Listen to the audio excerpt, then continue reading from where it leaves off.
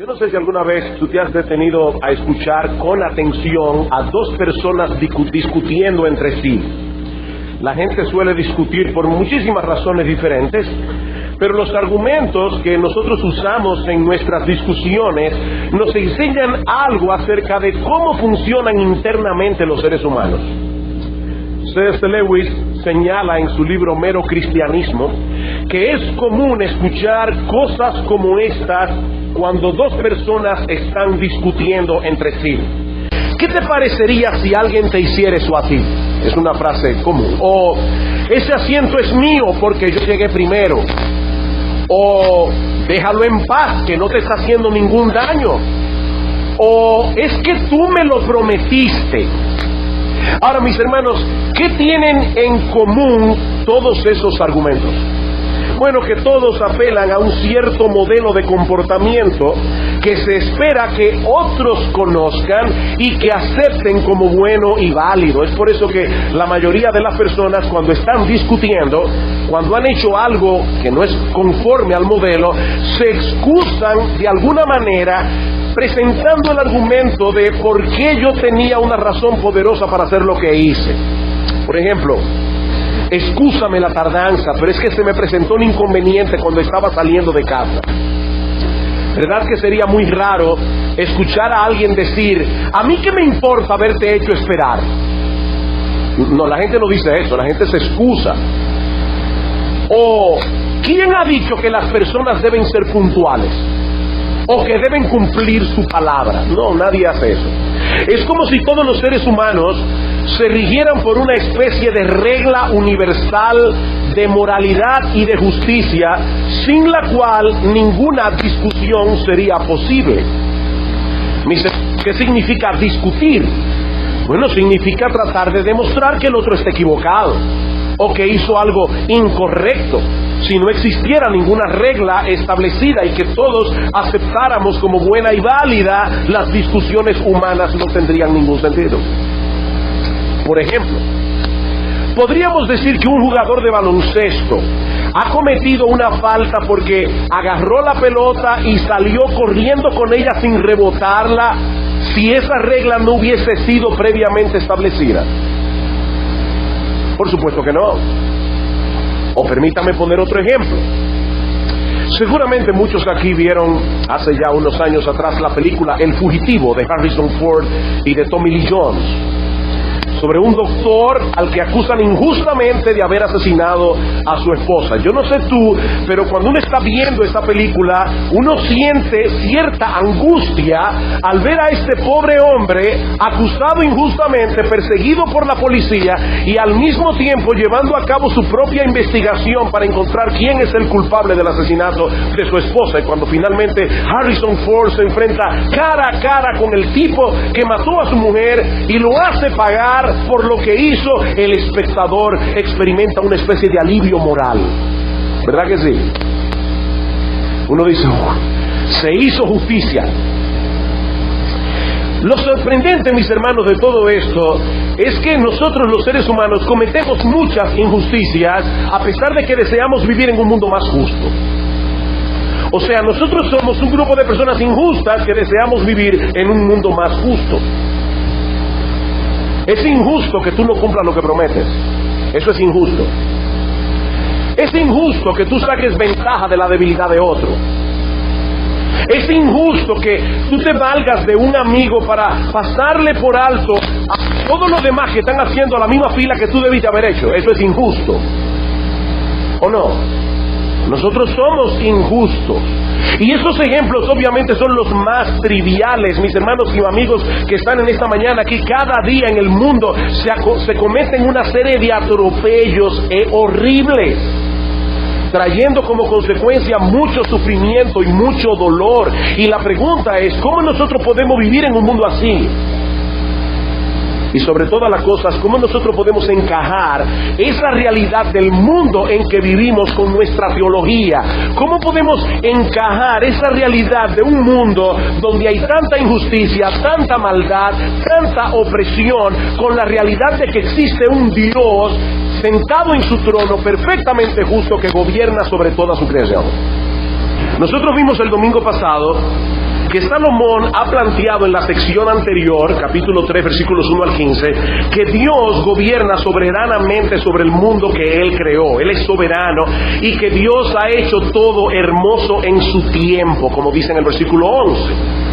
Ahora, ¿cómo explicamos entonces si Dios hace todas las cosas hermosas en su tiempo? ¿Cómo nosotros explicamos las cosas terribles que pasan en este mundo cada día?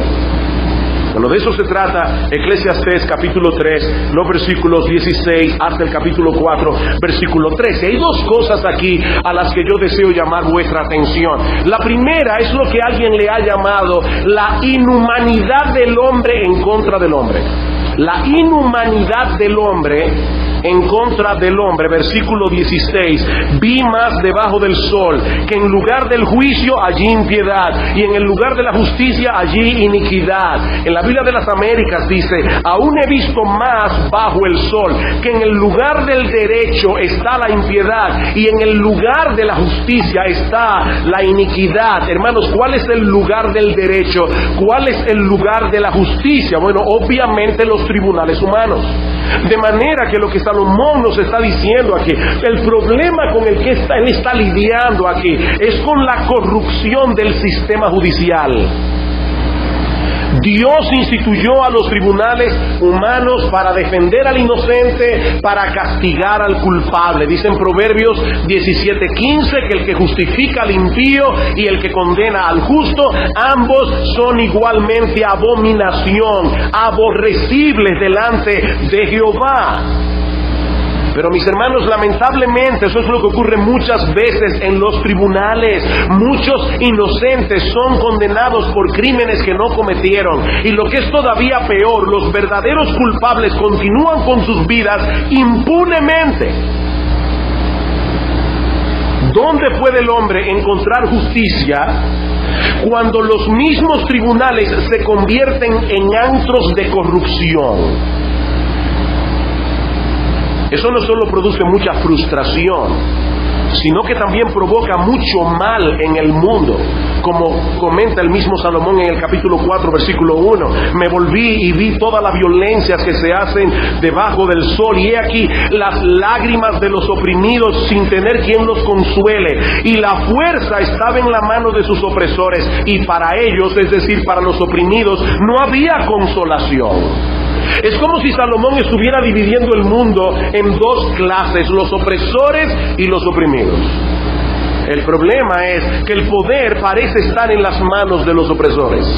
Aparentemente ellos tienen todas las ventajas, mientras que sus víctimas padecen todo tipo de violencia. Y mis hermanos, quiero recordarles que yo no estoy leyendo un tratado de izquierda. Esto no es un libro comunista, es la palabra de Dios. Es en la palabra de Dios donde dice eso, porque a Dios le indigna la opresión de los oprimidos. A Dios le indigna la opresión de los oprimidos. Me choca enormemente este pasaje que se encuentra en Amós capítulo 4, versículo 1. Oíd esta palabra, vacas de Basán, que estáis en el monte de Samaria, que oprimís a los pobres, a los menesterosos, y quebrantáis a los menesterosos, que decís a vuestros señores, es decir, a vuestros esposos, traed y beberemos. Y luego comienza el profeta Amós a enumerar todos los juicios que iban a venir sobre Israel por causa de estas vacas de Basán. Ahora la pregunta es, ¿de quién está hablando Dios aquí? Bueno, Dios está hablando a través del profeta en contra de las esposas de los dignatarios, en contra de las esposas de los terratenientes en Israel. Es a ellas a quienes Dios les llama vacas de Basán, una planicie muy fértil en Transjordania. Todas estas vacas gordas y saludables. ¿Y cuál era el pecado de estas mujeres? Que exigían a sus esposos que mantuvieran el estilo de vida al que ellas estaban acostumbradas, aunque eso implicara seguir oprimiendo a los pobres y quebrantando a los oprimidos, a los menesterosos. Queridos hermanos, Dios no es indiferente a estas cosas. Dice en Proverbios 14:31 que el que oprime al pobre afrenta a su hacedor. El que oprime al pobre afrenta a su hacedor. Dios toma esto como una ofensa personal. ¿Y saben qué es lo más terrible de todo eso? Que muchas de esas acciones que cometen los poderosos en contra de los oprimidos, en contra de los más pobres, son pecados que se cometen amparados en la ley. No todo lo que es legal es piadoso. Las bancas de apuestas son legales. No todo lo que es legal es piadoso. Oigan lo que dice Isaías capítulo 10, versículo 1 al 2. ¡Ay de los que dictan leyes injustas! Oh, cómo me encantaría que me dieran un día la oportunidad de predicar en la Cámara de Representantes. ¡Ay de los que dictan leyes injustas y prescriben tiranía para apartar el juicio del juicio a los pobres, para quitarle el derecho a los afligidos de mi pueblo, para despojar a las viudas y robarle a los huérfanos! Y vuelvo y repito, no fue Marx que escribió esto.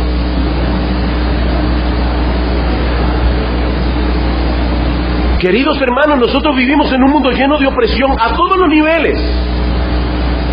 A nivel empresarial, a nivel gubernamental, a nivel familiar. Hay esposos que abusan de sus esposas y de sus hijos, que abusan de su autoridad. A nivel escolar, mis hermanos, el acoso escolar, o como le dicen en inglés, el bullying, es una epidemia en esta generación. Pero también hay opresión a un nivel más global. En este mundo hay genocidios, en este mundo hay terrorismo, en este mundo hay tráfico sexual, en este mundo hay explotación infantil. La lista es interminable y no parece que haya personas en el mundo ni con la capacidad ni con la determinación de hacer algo al respecto. Por eso es que Salomón dice en el capítulo 4 que él se lamenta al ver las lágrimas de los oprimidos sin tener quien los consuele. Miren, mis hermanos, si tú eres creyente y eso no te oprime el corazón, tú debes revisarte delante de Dios. Tú debes revisarte. Salomón estaba sintiendo en los huesos el dolor de ver esa realidad. Tanto así que él dice en el versículo 2 que es mejor estar muerto. Miren, es un texto fuerte, versículo 2. Y alabé yo a los finados, a los que ya murieron, más que a los vivientes, los que viven todavía. Y en el versículo 3 dice que mejor todavía es no haber nacido, para no haber tenido que vivir esa tragedia, experimentar esa tragedia de primera mano. Este mundo en su estado caído está muy lejos de ser un paraíso. Y cualquiera que sea nuestra reacción como cristianos, no puede ser una complacencia simplona. El problema del mal en el mundo es complejo y nosotros no tenemos todas las respuestas. Es complejo. ¿Cómo podemos encajar tanta injusticia y tanta opresión con nuestro cristianismo? Bueno, eso nos lleva a nuestro segundo encabezado. Ya vimos la inhumanidad del hombre en contra del hombre. Veamos ahora en segundo lugar la justicia de Dios en operación en un mundo lleno de injusticia. La justicia de Dios en operación en un mundo lleno de injusticia. A algunas personas les resulta prácticamente imposible encajar a Dios en el panorama del mundo en que vivimos. Para ellos, la única respuesta intelectualmente aceptable es la del ateísmo, negar la existencia de Dios. Sin embargo, la respuesta del ateísmo, como yo espero demostrar ahora mismo, no soluciona el problema, lo complica. Hace unos años atrás, el doctor Ravi Zacharias, que es un apologeta cristiano de origen hindú, se encontraba disertando acerca de la existencia de Dios en la Universidad de Nottingham, en Inglaterra, y al concluir su ponencia, un estudiante lo encaró visiblemente enojado y le dijo: hay demasiado mal en este mundo y por lo tanto no puede haber un Dios. ¿Han escuchado esa frase antes, verdad? Hay demasiado mal en el mundo y por lo tanto no puede haber un Dios. El doctor Zacarías le pidió al estudiante que se quedara de pie por un momento y entonces le preguntó muy inteligentemente: si hay tal cosa como el mal, ¿no admite usted que debe haber tal cosa como el bien? El estudiante respondió: supongo que sí, porque el mal no es otra cosa que la ausencia del bien. El mal se opone al bien. Si no hay bien, no hay mal, obviamente. Zacarías entonces continuó diciendo: si hay tal cosa como el bien, usted debería admitir una ley moral sobre cuya base diferenciar entre el bien y el mal. Pero cuando usted admite una ley moral, también tiene que admitir a alguien que fue el dador de esa ley. Porque si no hay un dador de la ley moral, no hay tal ley. Y si no existe esa ley, tampoco hay bien. Y si no hay bien, tampoco hay mal. Entonces, ¿cuál es su pregunta?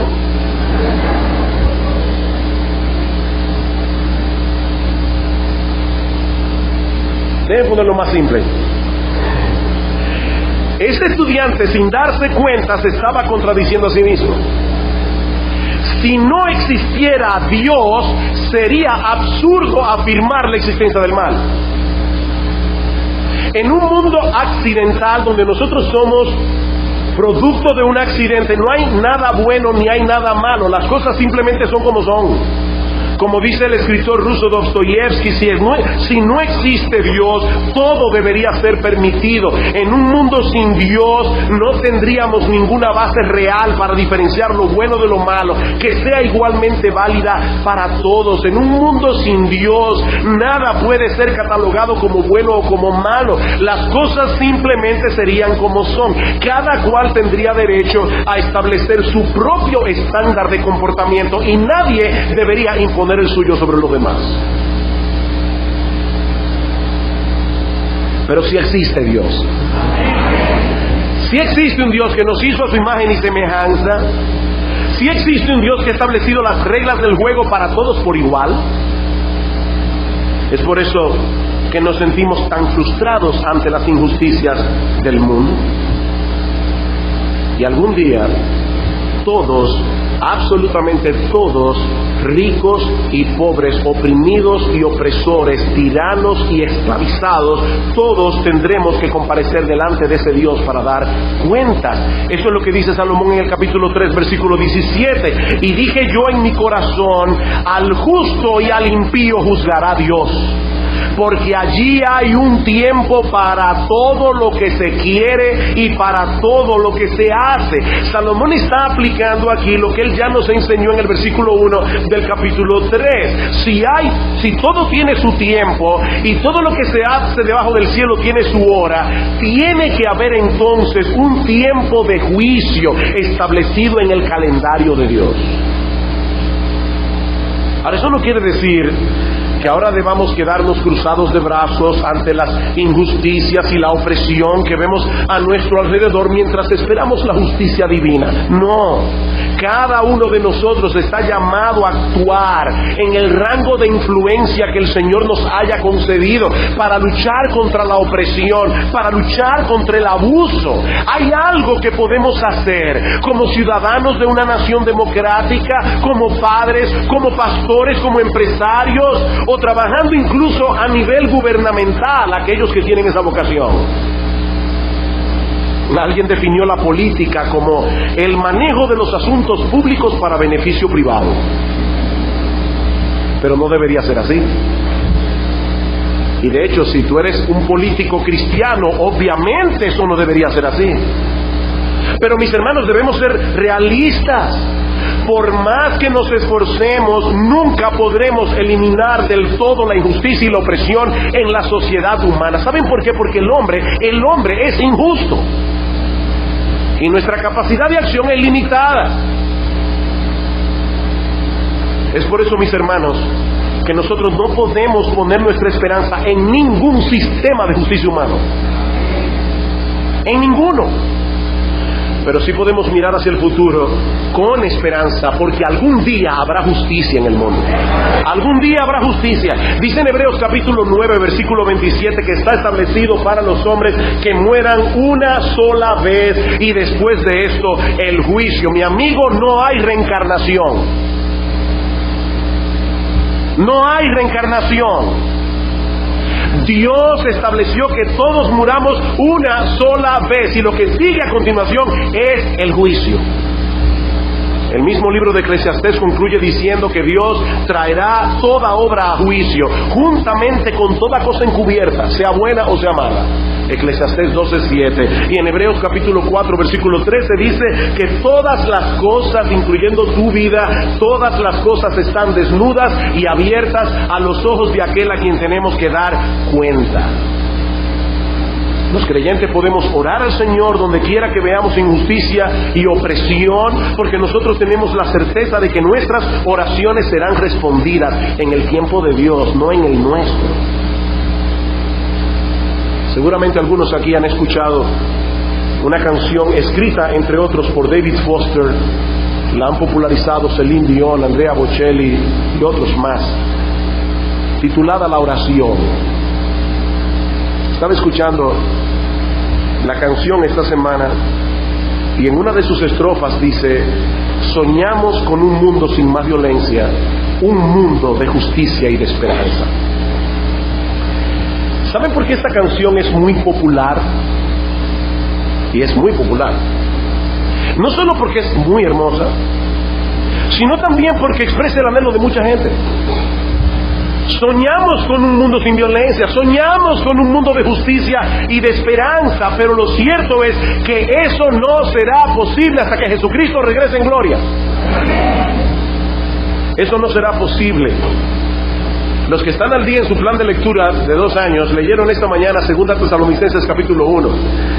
Y ese pasaje lo expresa muy claramente. 2 Tesalónica capítulo 1 dice en el versículo 6: porque es justo delante de Dios pagar con tribulación a los que os atribulan, y a vosotros que sois atribulados, daros reposo con nosotros cuando se manifiesta el Señor Jesús desde el cielo con los ángeles de su poder en llama de fuego, para dar retribución a los que no conocen a Dios ni obedecen al evangelio de nuestro Señor Jesucristo, los cuales sufrirán pena de eterna perdición, excluido de la presencia del Señor y de la gloria de su poder, cuando Él venga en aquel día para ser glorificado en sus santos y ser admirado en todos los que creyeron en Él. Hasta la segunda venida de Cristo, el mundo seguirá experimentando injusticia y opresión. Y si te da la sensación de que Él está tardando demasiado, a veces uno tiene esa sensación. Recuerda lo que dice el apóstol Pedro en su segunda carta: el Señor no retarda su promesa, según algunos la tienen por tardanza, sino que es paciente para con nosotros, no queriendo que ninguno perezca, sino que todos los que Él ha elegido desde antes de la fundación del mundo procedan al arrepentimiento. Si el Señor Jesucristo hubiera regresado hace apenas 15 años atrás, muchos de ustedes estarían en el infierno ahora mismo. ¿O no es así? Hace 15 años. Nuestro Dios lo hizo todo hermoso en su tiempo, incluyendo el momento de la segunda venida de Cristo.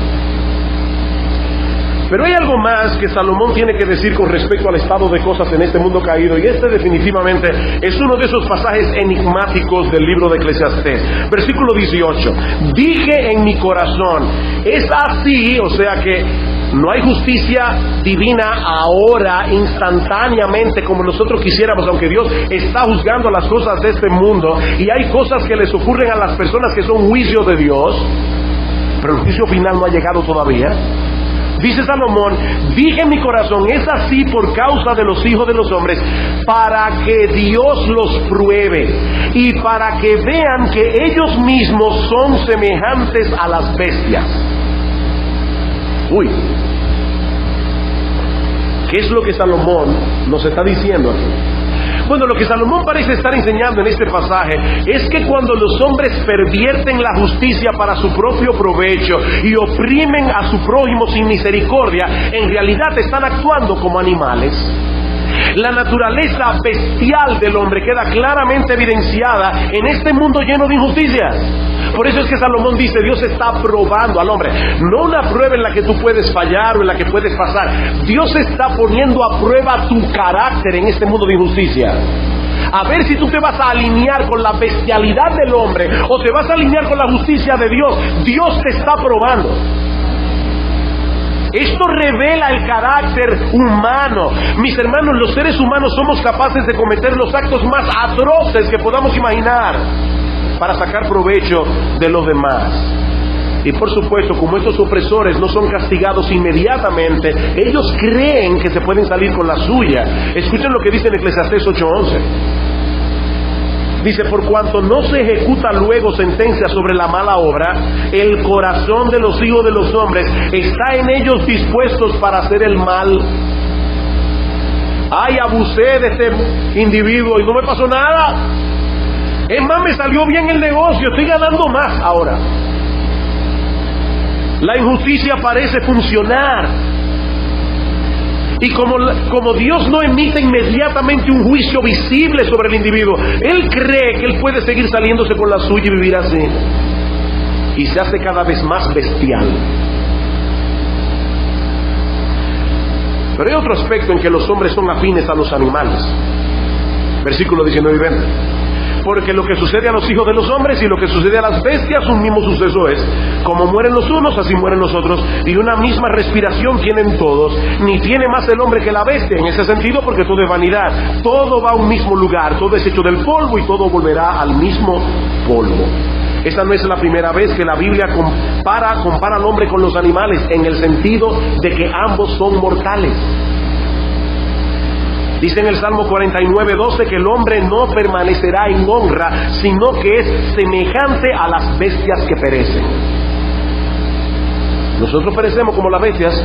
Y en ese mismo Salmo, en el 49, a partir del versículo 16, dice: no temas cuando se enriquece alguno, cuando aumenta la gloria de su casa, porque cuando se muera no llevará nada, ni descenderá tras él su gloria, aunque mientras viva llame dichosa su alma, y sea loado cuando prospere. Él entrará en la generación de sus padres y nunca más verá la luz. El hombre que está en honra y no entiende es semejante a las bestias que perecen. Otra vez la misma idea. No importa cuántas riquezas los hombres ricos lleguen a acumular, al final de cuentas todos moriremos exactamente como mueren los animales. Sin embargo, hay una diferencia fundamental entre la muerte de un perro o de cualquier otro animal y la muerte de un hombre. Versículo 21. ¿Quién sabe que el espíritu de los hijos de los hombres sube arriba y que el espíritu del animal desciende abajo a la tierra? Algunos interpretan este pasaje como una declaración de agnosticismo de parte de Salomón. O sea, como de escepticismo, de duda. Como si él estuviera diciendo: ¿quién sabe realmente lo que sucederá con los animales y con los seres humanos cuando mueran? Por supuesto, si nosotros morimos igual que los animales y ya todos nos vamos a ir a la inextinción, no hay justicia en el mundo. Si la muerte es el fin de todo, no hay justicia. No hay justicia. Ahora, ¿es eso lo que Salomón está enseñando aquí? Yo estoy seguro de que no. Y eso, en primer lugar, porque contradeciría todo lo que la Biblia enseña al respecto. Y en segundo lugar, porque contradeciría al mismo Salomón en Eclesiastés. Contradeciría el mismo contexto. Nosotros vimos la semana pasada cómo Salomón declara en el versículo 11 que Dios puso eternidad en el corazón de los hombres. Dios puso eternidad. Tú tienes la sensación de que la muerte no es el fin, porque Dios puso eternidad. No tendría ningún sentido decir ahora, unos versículos más adelante, que existe la posibilidad de que los hombres y los animales compartan el mismo destino después de la muerte. No. Por otra parte, él también acaba de decir en el versículo 17, en términos claros y contundentes, que todos los hombres tendrán que comparecer ante el tribunal de Dios. Y más adelante, al final de Eclesiastés, en el capítulo 12, versículo 7, Salomón señala que el espíritu de los hombres vuelve a Dios que lo dio. De manera que quién sabe, del versículo 21, no es una manifestación de duda, es la declaración de un hecho. Escuchen bien, lo que Salomón está diciendo aquí es: nadie sabe lo que ocurre con el alma del hombre cuando muere, excepto Dios. Y por lo tanto, lo más sabio que tú puedes hacer es llevarte de lo que Él ha revelado en su palabra y no de lo que te dicen tus sentidos. Él está hablando de la muerte de los animales y de la muerte de un hombre. Nosotros vemos a un hombre morir, vemos a un perro morir y nos da la impresión de que le está sucediendo lo mismo a los dos. Los sentidos nos dicen: ¿qué le pasó al cadáver del hombre? Se volvió polvo. ¿Qué le pasó al cadáver del perro? Se volvió polvo. Pero hay una diferencia enorme entre unos y otros. El espíritu del animal desciende a la tierra con él, pero el espíritu del hombre debe comparecer ante Dios después de su muerte para dar cuenta de sí, como dice Salomón en este pasaje. Y esa es una conclusión a la que nadie va a llegar por su propia inteligencia. Dios tiene que revelarlo. Por eso Salomón dice: ¿quién sabe esto a menos que Dios se lo revele? El hombre en su impiedad y en su injusticia se comporta muchas veces en una forma bestial. Y al igual que las bestias, él también debe morir. Pero hay una diferencia fundamental entre los hombres y los animales, y es que nosotros tendremos que comparecer ante el tribunal de Dios, los animales no. De manera que lo que Salomón parece estar diciendo aquí es algo como esto: no te regocijes pensando que la muerte será una puerta de escapatoria para evadir el juicio divino. No, la muerte es más bien la garantía de que seremos juzgados, porque el espíritu de los hombres sube arriba a la presencia de Dios. Ese sentido de justicia que tú tienes en el corazón te grita a voz en cuello que la muerte no puede ser el fin de nuestra existencia en el mundo. Miren, mis hermanos, si eso fuera así, si la muerte, si la historia humana no concluyera en el juicio final, esta vida sería una broma muy pesada y muy difícil de sobrellevar. ¿O ustedes creen que Hitler pagó por todos sus crímenes cuando se suicidó en el búnker? ¿O que Trujillo pagó por todos sus crímenes el 31 de mayo?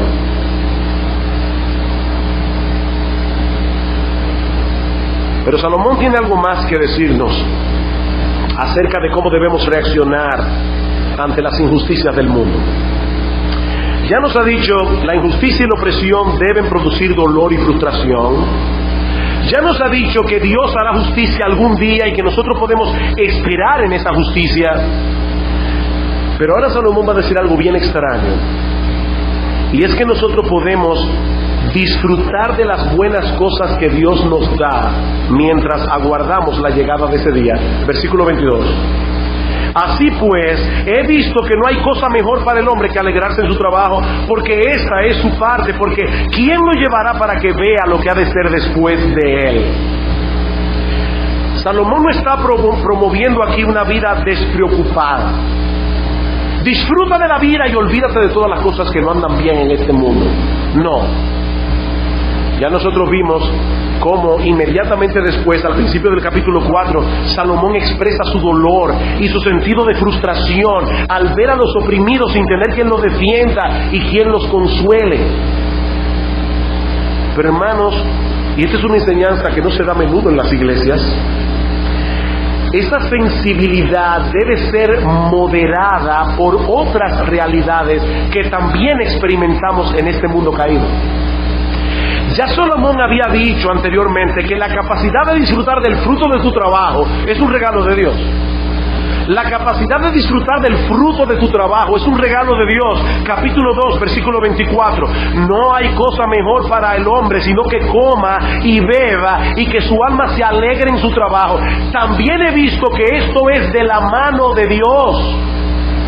Y luego dice en el capítulo 3, versículo 12, yo he conocido que no hay para ellos cosa mejor que alegrarse y hacer bien en su vida, y también que es don de Dios que todo hombre coma y beba y goce del bien de toda su labor.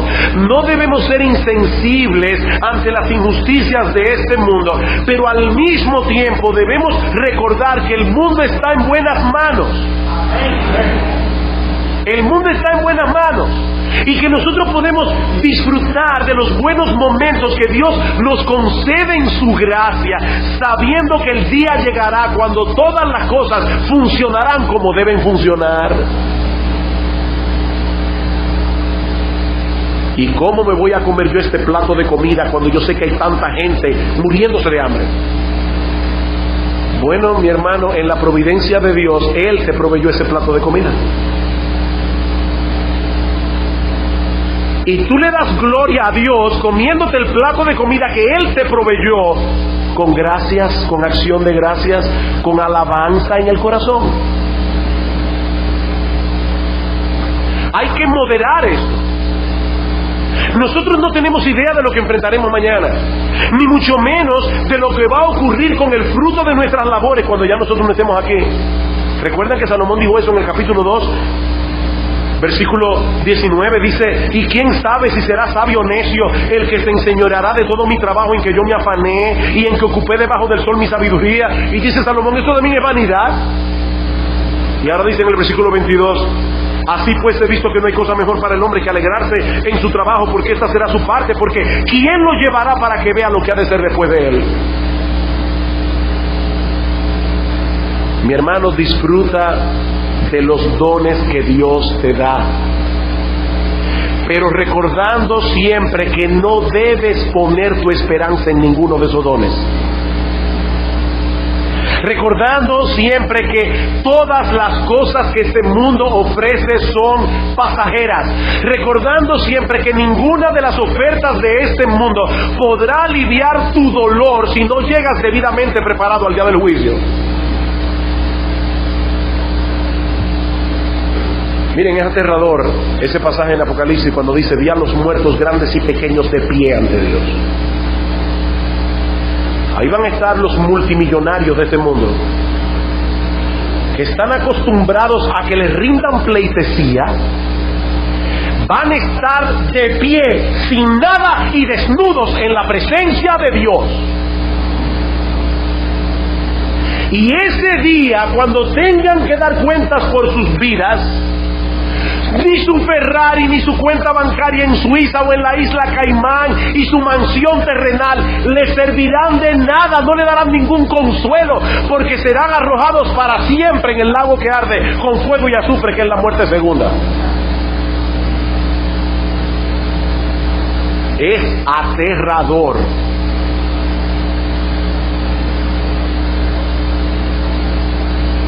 Mi amigo, déjame hacerte una pregunta. ¿Tú sabes cuál será el destino de tu alma cuando te toque enfrentar el momento de la muerte?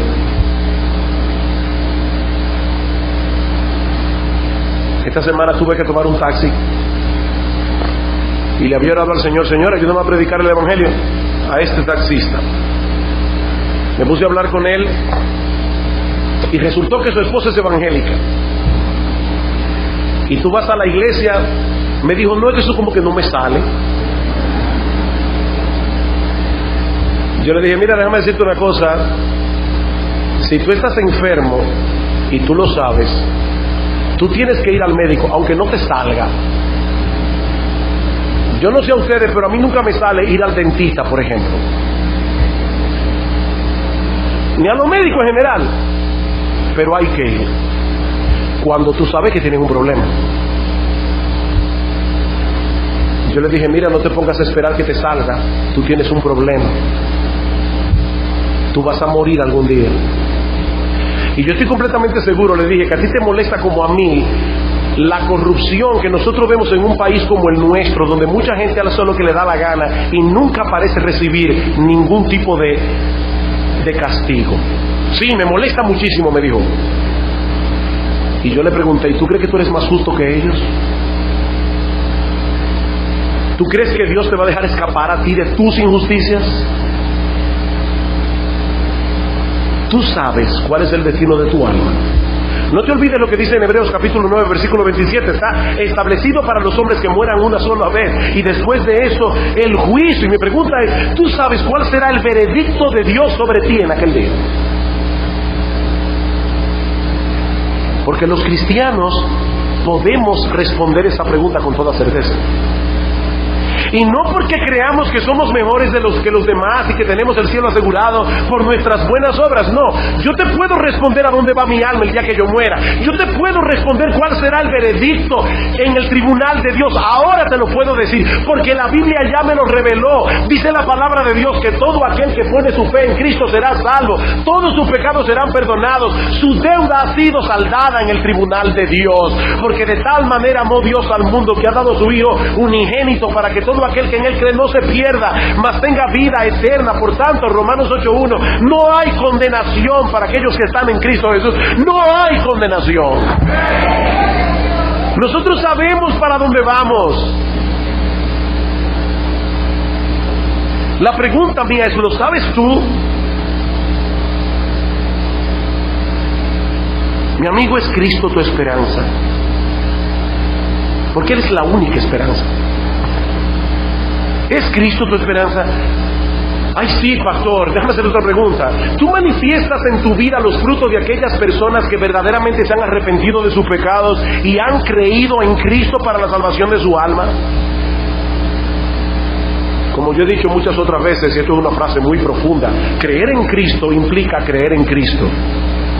En otras palabras, creer en Cristo es no creer en nadie más, ni siquiera en ti mismo. Una persona que cree en Cristo tiene una lucha constante en su corazón porque él le cree a Cristo. Él quiere hacer su voluntad aún por encima de los deseos que hay en su propio corazón en contra de la voluntad de Cristo. La pregunta mía es, ¿tú tienes esa lucha en tu corazón porque tú quieres hacer la voluntad de Dios? Porque dice en Mateo capítulo 7 versículo 21 que en el día del juicio, dice el Señor, muchos me dirán en aquel día, Señor, Señor, en tu nombre no echamos fuera demonios, en tu nombre hicimos milagros, en tu nombre no profetizamos, y entonces les declararé, nunca os conocí, apartaos de mí, hacedores de maldad. ¿Tú crees en Cristo? ¿Te has arrepentido de tus pecados? ¿Y has venido a Cristo pidiendo perdón y confiando únicamente en Él? Porque la Biblia dice, si alguno cree en mí, dice el Señor, tiene vida eterna y no vendrá a condenación, mas ha pasado de muerte a vida.